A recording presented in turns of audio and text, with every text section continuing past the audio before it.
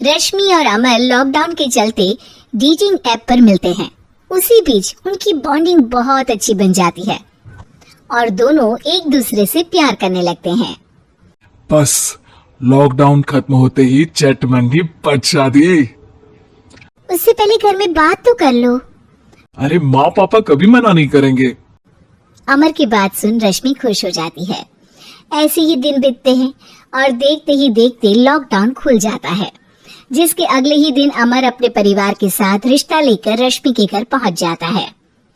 अभी लॉकडाउन खुला ही है और कोरोना तो खत्म भी नहीं हुआ, इसलिए ज्यादा कुछ ना करके अगले कुछ दिनों में छोटे फंक्शन के साथ शादी कर लेते हैं। अमर के पापा की बात पर सब सहमत हो जाते हैं।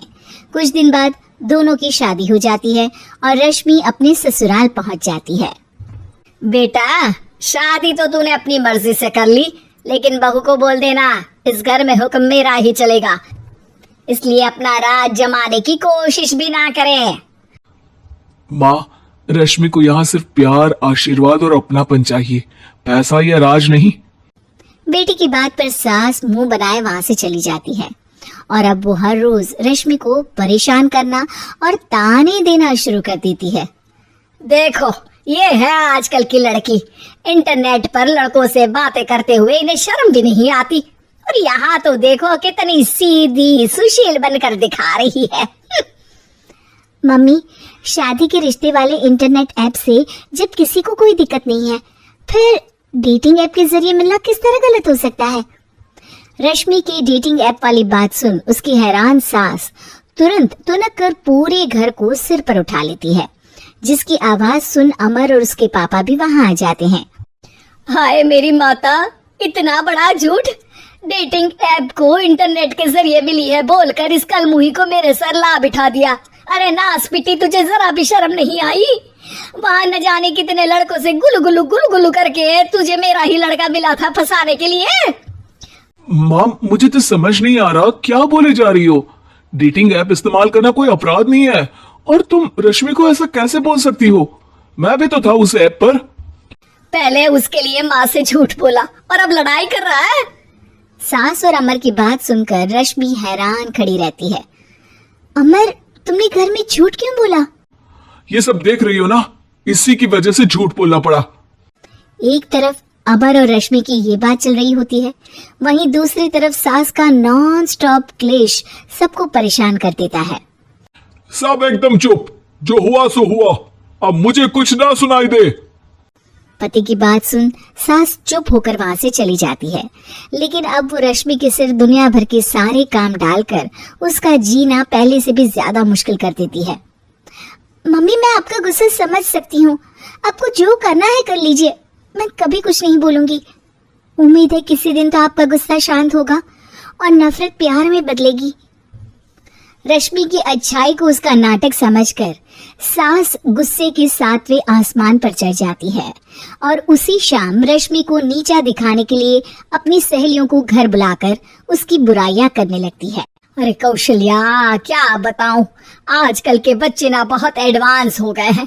पहले रिश्ते घर परिवार वाले सब देख परख के कराते थे, और अब ये लोग खुद न जाने कहां कहां मिलकर खुद ही सब कुछ पक्का करके हमें बता देते हैं। लड़की का कैसा दिन धर्म, कैसा ईमान, कैसा चरित्र कुछ नहीं पता, बस प्यार किया और घर लाकर बिठा देते हैं। अरे ऐसा क्यों बोलती हो? आजकल बच्चे अपने आप में बहुत समझदार हो गए हैं, और फिर पूरी जिंदगी तो उन दोनों को ही साथ निभानी है। अपनी पसंद से शादी कर भी ले तो क्या दिक्कत, तू ही देख ले, पहले इतना अच्छा बेटा और अब सोने पर सुहागे जैसी सर्वगुण संपन्न बहू।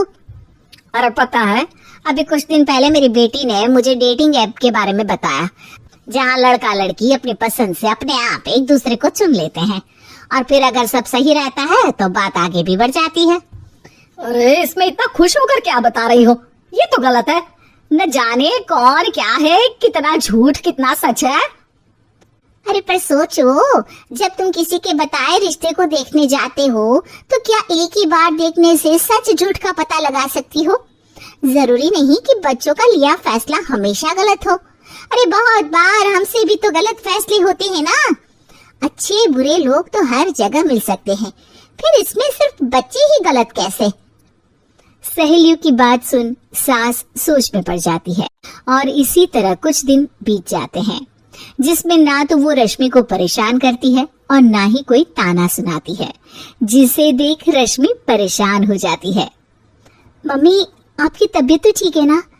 कुछ दिनों से देख रही हूँ आप मुझे कुछ बोलती ही नहीं। तो मेरा परेशान करना ज्यादा अच्छा लगता है क्या? नहीं, आपकी शांति उससे ज्यादा परेशान कर रही है। शांति इसलिए है क्योंकि मुझे एहसास हो गया है कि गलत तुम लोग नहीं, मेरी सोच है। प्यार तो एक सुंदर एहसास और शादी खूबसूरत साथ है।